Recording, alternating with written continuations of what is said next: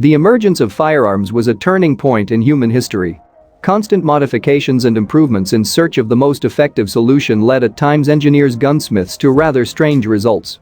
Most of the time unusual weapons were produced in small numbers. The samples below are an antiquarian's dream. Let's go. The first specimen is the Vovid Pistol.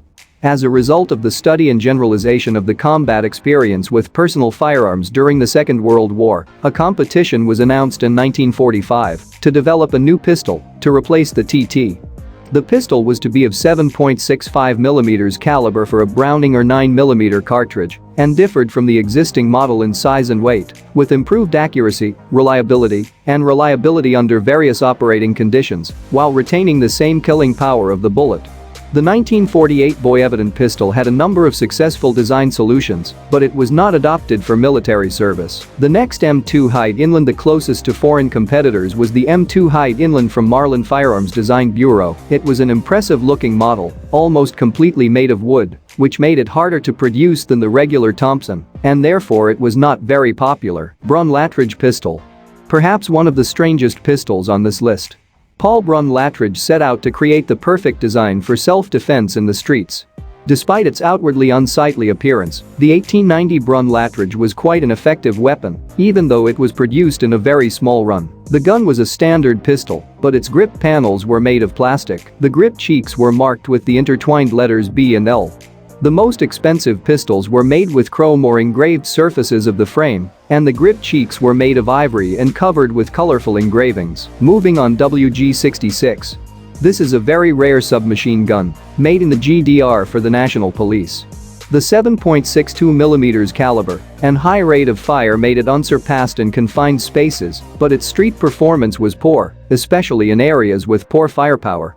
This first batch of 38 was also the last one, so nowadays WG66 is a big selling point for antique dealers. The next FB45 Liberator pistol. This single-shot smoothbore pistol was produced in the USA in 1942 for guerrillas, had 5 cartridges, one in the barrel and the others in the grip. After firing, the bolt was pulled back, the cartridge case was removed, and a new cartridge was inserted from the grip, and the bolt was put in place. Due to the short smooth bore, the maximum sight range was 8 meters, so it became almost useless. Most of it is now lost, so it is quite rare. The next machine will surprise you. Everyone probably saw the MP40, but with 2 magazines. Have you seen it? This MP was no different, except for 2 magazines. Because of slow rate of fire and low ammunition, the designers redesigned the magazine receiver and bolt, and the gun fired twice as many cartridges, but because of rapid overheating and wear of the parts, the design was removed from production. The magazine housing was adjustable for crossfire, so after one round was expended, the shooter could move the second magazine back to the operating position and continue firing. It was produced between the 42nd and 43rd years, and finally concludes our selection with the Deer gun, another single-shot pistol, but post-war. It was created in 1964 for CIA agents and South Vietnamese guerrillas. It had 4 cartridges, 1 in the barrel and 3 in the grip. To make a shot, you had to unscrew the barrel, insert the cartridge, screw it in, pull the cone to its extreme position and you can shoot. After shooting, unscrew the barrel and take the shell out. The operation was repeated. The body was cast. What interesting and unusual weapons do you remember? Be sure to share your opinion in the comments. If you like the video, then support me by like and subscribing to the channel. But be sure to click on the bell not to miss new videos and be aware of the latest news. Take care of yourself and your loved ones. Thanks everyone. Bye bye.